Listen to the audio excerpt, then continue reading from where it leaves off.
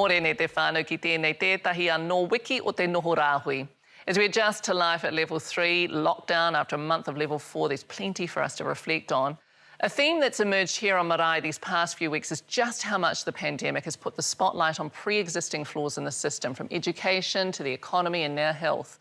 Talk of returning to the way things were is all very well, but why would we Māori want that? A return to a system blighted by inequities on almost every level? I do not think so.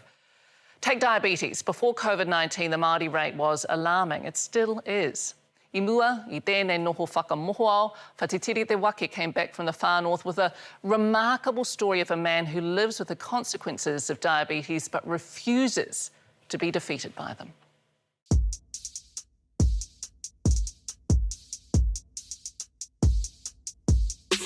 There's nothing about Henry Rudolph's life that comes easy.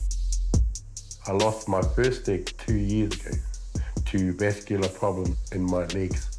I started off with a stub toe, with a gangrene big toe, and then they said, "Oh, we'll cut this toe off 1 week," and then the next week they cut another toe off. So they ended up cutting all my toes off.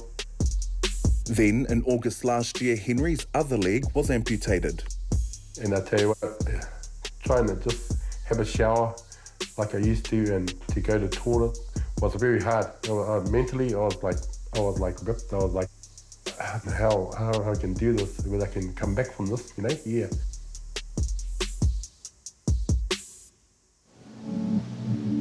Kua au atu te wā a Henry e noho ahi tere ana ki tāmaki. Engari, kua hoki ia ki tōna ukai pō ki ahi para, ki konei noho takitahi ai. I tend to be very strict with my life on how things happen. I don't like other people to tell me what to do. I'd rather do it myself and then find out if I make a mistake, I've got myself to blame, you know? Yeah. Despite that fierce independence, Henry's life is still governed by the drugs that he can't live without and the health system that so often alienates Māori through fear and suspicion. I would love to make people aware that it is okay to share their mamais, you know, with everybody and talk about it, because if we get in early enough, you can change things around, you know. With my diabetes, I didn't get in early enough and I didn't maintain my health, you know. I lapsed in my way I was living, you know. And every third day, Henry makes his way to Kaitaia Hospital for yet another round of dialysis that lasts up to 6 hours a session. Diabetes and kidney disease that Henry suffers from often doesn't have any obvious symptoms until it's too late. So there's a lot that we don't know about. There are many that we do know about, and there's a big team of people working to try and prevent the complications of those conditions so that people aren't having to go through what Henry's been through. It's an epidemic, it's a plague, it's ravaging our people, it's affecting us at a younger age at an increasing rate. So what we are doing now and what we have been doing in the recent years isn't targeting it, isn't affecting it. We need a rapid change in the way we're addressing things. We need to come up with novel ways of targeting this condition, better addressing it and preventing people from ending up, as Henry has, with 2 legs gone. Becomes a part of your life, like having a cup of tea and biscuits. But so many Māori like Henry are front and centre of Aotearoa's exploding diabetes crisis, which, COVID-19 aside, is the largest and fastest growing health issue confronting the country. The ones that we're probably confronted with a lot in the media are the big things, you know, like people dying of a heart attack or dying of a stroke, or the Henrys who have to have a couple of legs removed. But there's a lot of what we would refer to as morbidity that goes along with these conditions. And so it's a loss of function and a loss of being able to do the things you would normally do. Restrictions on what you can do in terms of working, restrictions on your ability to go and socialise and interact with your whānau, and all of the spin-offs from that. Those are the things that you don't see on television programs or commercials, but those are the things that affect more people and have long-term consequences on their ability to participate in their community and with their whānau. Around 200,000 New Zealanders are diagnosed with diabetes, mostly type 2, Māori are 3 times more likely to be diagnosed than non-Māori and 9 times more likely to die from it. How you going, Henry? G'day, mate. How's things? All right, bro. All right. Long time no see, man. Yeah, I reckon. Been staying out of trouble? Yeah, trying to make. You know, us Ngāpuris, bloody Polynesians, we just attract trouble. I heard you've been out diving lately too. Yeah. Yeah. Yep, that's why I'm in trouble now. It's mean. The after effects of dialysis can be draining. They are for Henry. Still, he does most of his own cooking and cleaning. It takes enormous willpower to get the job done. Like I said to my boys and that, a bit of Mongol in me, I said, no, I'm not giving up. I'm not going to give up, you know, because I'm going to fight this and I'm going to get up and walk again. And no matter how hard, people were telling me how hard it is to walk with 2 prosthetics. You could fall straight over and you fall like a kauri tree. It would have been me, but I still haven't fallen to this day. So, and yeah, just had to get up and just said, right, I'm going to get up, I'm going to walk on these things and train myself. And the next step is diving. Ai, I rongo tika koe, e whai ake nei, kei te ruku kai moana tēnei tuahangata. First, I hop into the water, I become a seal. When the wave takes me out, I become a dolphin.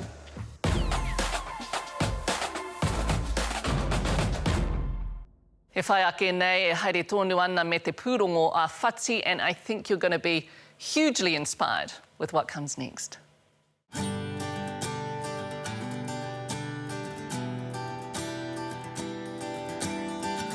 Today's forecast, more unbroken sunshine, just another day in the winterless north.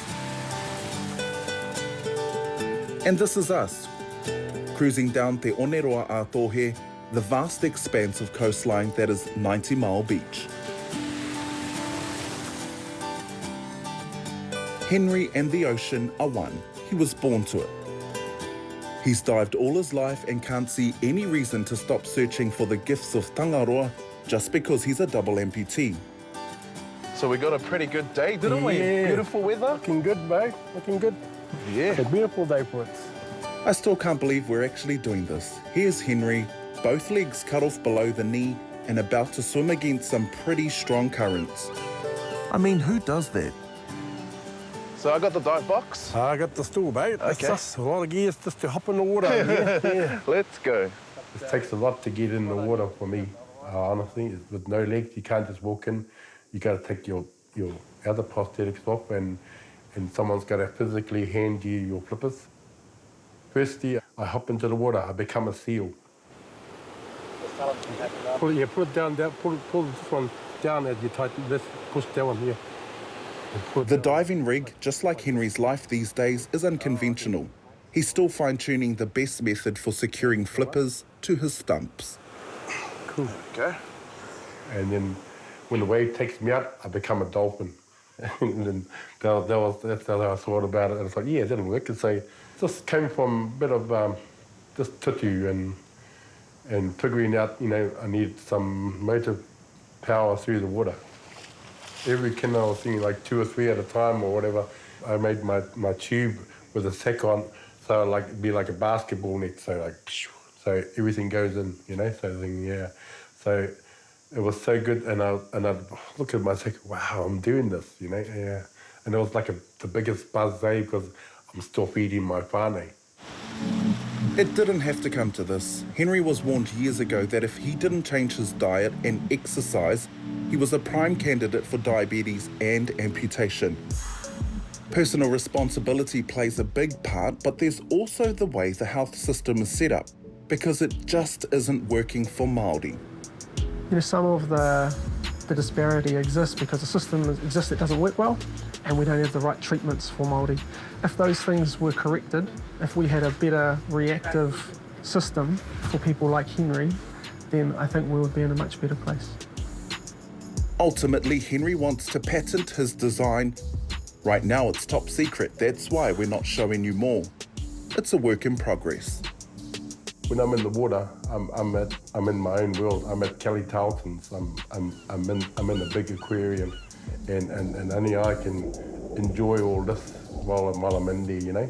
When you get back out of the water, then you're back to reality, you know. You can just go places when you're underwater, and it's just a beautiful thing. Beautiful thing is, I know a lot of people say, oh, I'm busting to have a cigarette.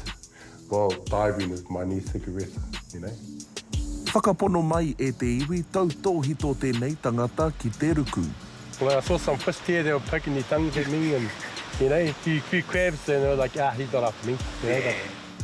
Henry has heaps to live for. He has 4 sons and a burning passion for his life to be a life lesson for others. Not just over what can go wrong, but how it can be put wonderfully right. I love my diving and I love all that, but I'm looking at what's next, you know.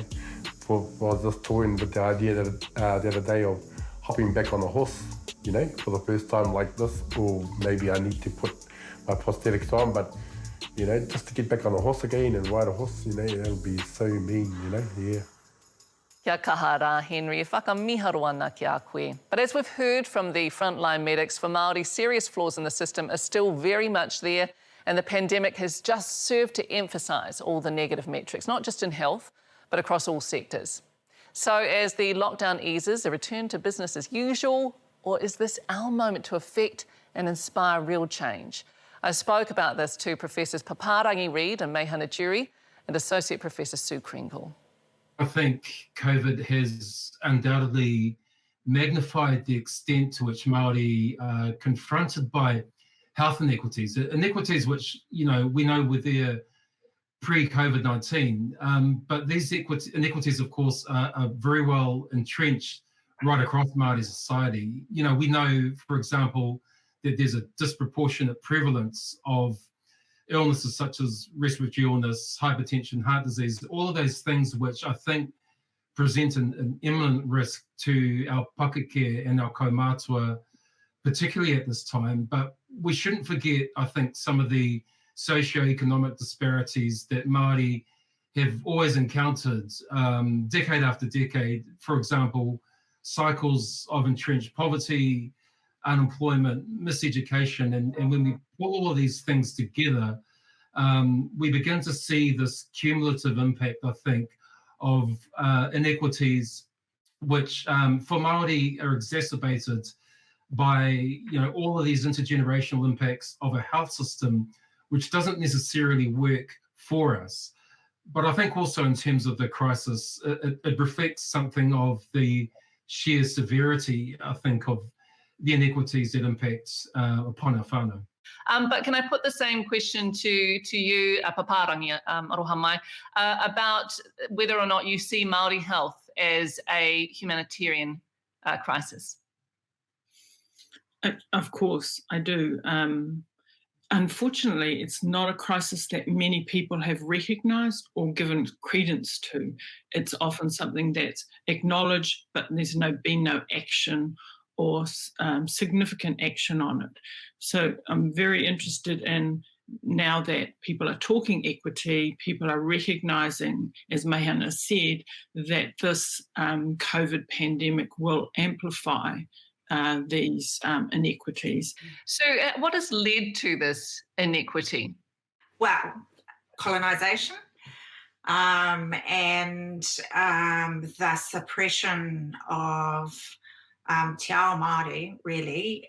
The reason that other people don't necessarily see Māori health inequities or Māori inequities as a humanitarian crisis is because we live in a world that doesn't allow Māori to flourish and doesn't recognise those inequities for what they are.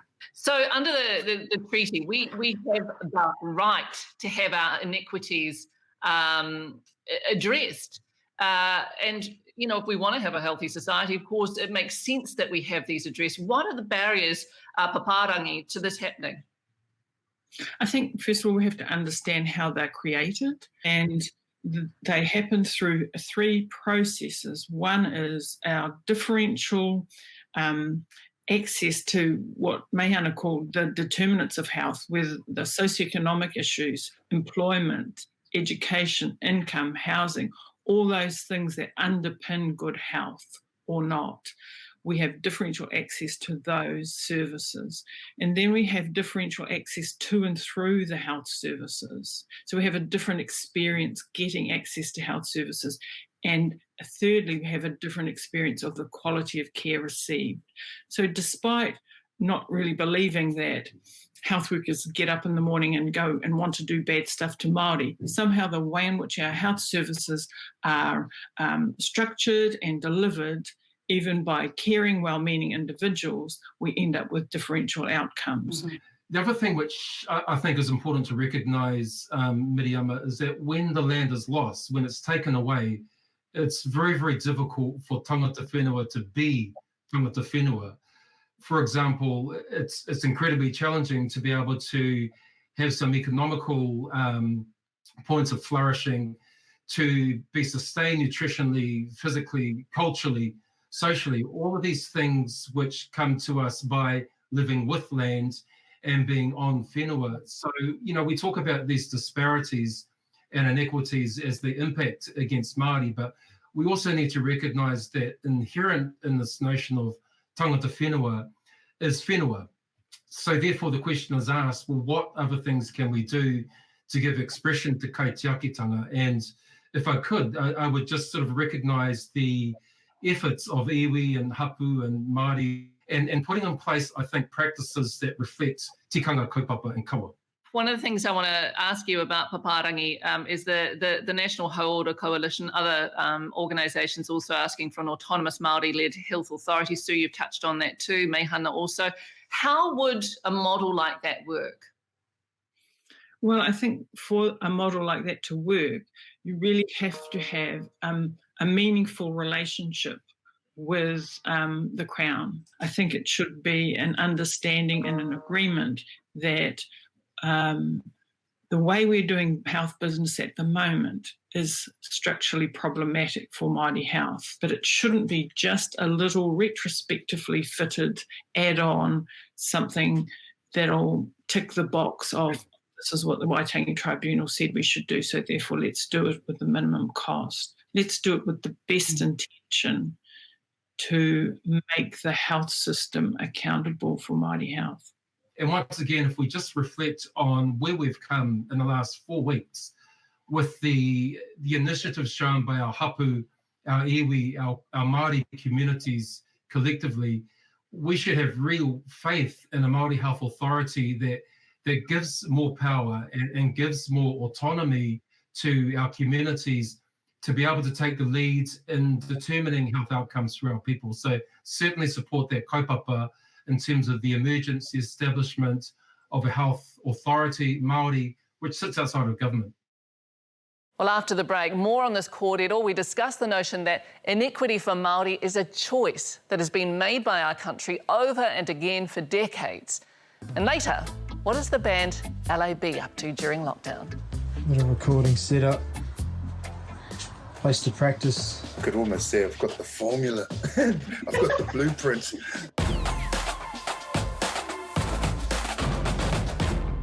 No mea anō. Before the break, Professors Paparangi Reid and Meihana Jury and Associate Professor Sue Kringle discussed entrenched inequities for Māori in the health system.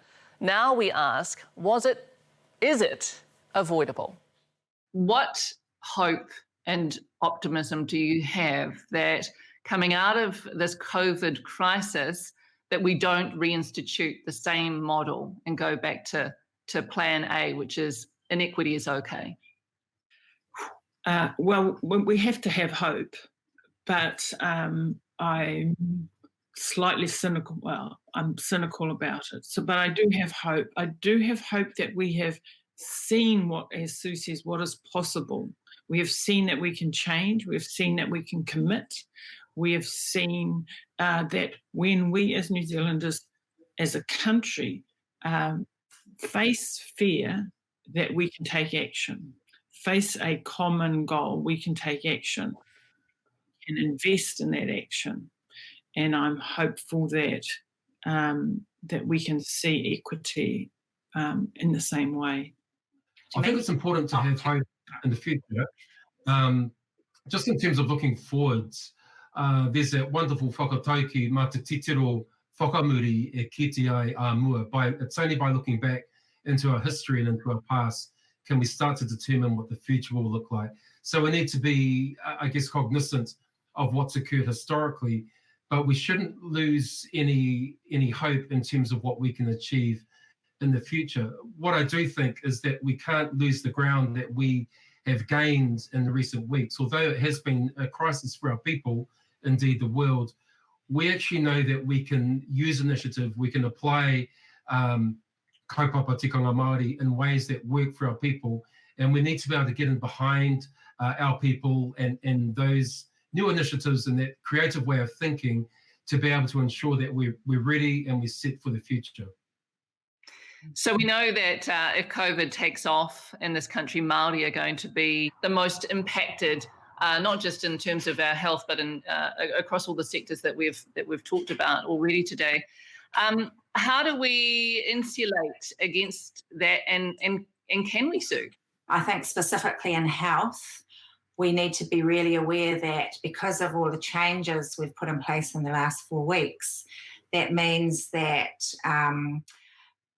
people's usual conditions, so diabetes, heart disease, all of those non-COVID conditions, the management and care of them is also being impacted. Things like cutting down surgeries in hospitals means that people's elective surgeries delayed. So all of those things have potential impacts on people's health going on. I think it's important that both in general practices and in hospitals, as we need to restart services as fast as we can, as safely as we can, so that we minimise some of those harms that are potentially done to people who've got conditions that aren't COVID. The other thing, I guess, is that, out of disastrous circumstances can come opportunity. Do you see any opportunity in this COVID-19 scenario that could improve the lot of our people, Paparangi? Well, I think it's shown, as we've talked about before, I think it's shown us that we have an opportunity, that things can be done. We can find a solution for homelessness. We can increase benefits. We can do many things that previously we were paralysed into inaction. And so I think that has been one of the great lessons, that we now need to demand continued action against inequity. Well, on that note, whaia, ngā mihi nui kia koutou mō koutou whakaaro I tēnei ata, Yaku Rangatira, tēnei te mihi nui kia koutou. He whakakōpani I tō tātou hōtaka I te ata nei. L.A.B took the music world by storm last year with their mix of reggae, electronica, blues, rock and folk. From festivals to the charts, are still one of the best. I whakaaro ake a ripika timu timu, kua tai te wā kia kōrero anō ki a rātou. I wanna get cash. What's going through your head as we as we get into the prep to go down to stage? Yeah. Don't forget your words. Yeah. Don't forget your roots. E kore wareware tia te rā I tūtaki mātou ki ngā taitama o L.A.B.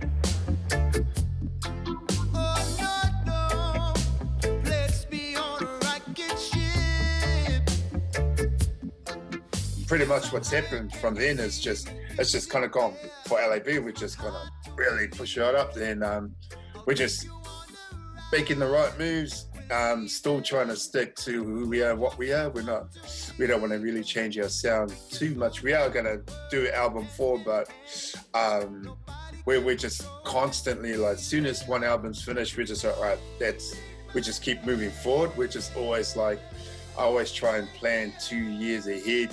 Unfortunately, the COVID kind of stalemated us for a little bit.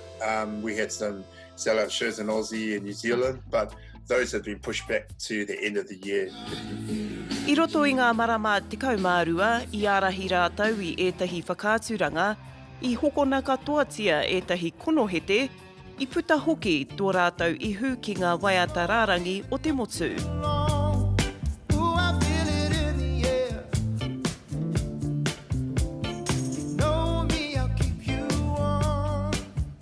if you just release singles, it's hard for your fans to get to connect to the music. But when you've got an album, they have some days, I feel like listening to this song. Some days I feel like listening to the song, and I'd say they build this connection. It's more of a long term. Our style of making it in the music industry is a very hard style, but very organic. Playing to a crowd that want to hear your songs is the first part that's become easier, right? When we first started, I'd sing, I'm the king of the castle, you're the dirty, and like, you're like, hey, what's this? They wouldn't sing back, and they'd be like, so there was that struggle of trying to prove your point. You're like, we are this is us, and you're pushing, you push. It feels like now I can sit back and enjoy playing the music and delivering the music.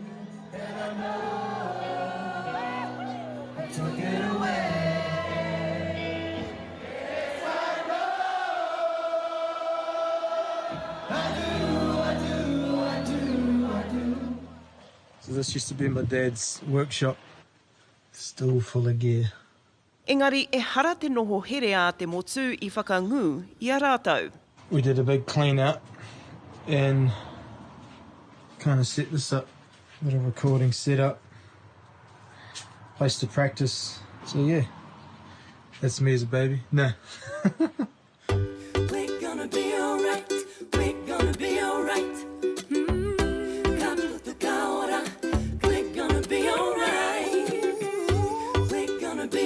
I mahi tahi rātou me ētahi kai waiata putanoa I te motu I tētahi kaupapa COVID-19. So many amazing artists. Yeah, the idea was to try and put everyone into their slot. So that kept us busy for about eight days. Hang on. Kana. He's on Fortnite. So that kept us busy for 8 days solid. Like we're doing like 16-hour days nearly plus. So it was the hardest challenge. The hardest part was all of us trying to be creative and not actually having that physical, spiritual connection. We had to do it through technology. So did it. Aha kua ngā tairo a kupe e hari kua tonu ana ngā taitama nei. It's going to work in a lot of artists' favour that international artists won't be coming to New Zealand much this summer, you know what I mean? It will be hard to, from what we've read in the news and what promoters are talking about, they're not booking international artists because it's like, well, you're not going to risk the fact that they could probably not make it into the country, or, look at the state of America at the moment. And, it would be pretty freaky booking a headline act for a big festival and then them having to pull out. So a lot of New Zealand bands are going to get opportunities to play some pretty big shows. And I think, we've got some things in the pipelines that we're talking about and getting in place to kind of capitalise on the fact that might be the New Zealand summer this year, that it's just full of Kiwi bands. With L.A.B, it's got to the point where we can actually, this is a pretty good living, and it's given us power to make bigger decisions. And where the main thing is, whatever L.A.B gets, we usually instantly invest. Being in Kora, I've definitely learned the do's and the definite don'ts of Kora. So business-wise, financially, just the do's and don'ts. So, yeah, I could almost say I've got the formula. I've got the blueprint. Ki te titiro whakamuri, a ke ne pea kua kite a tētahi ara ki ngā pai o angitu.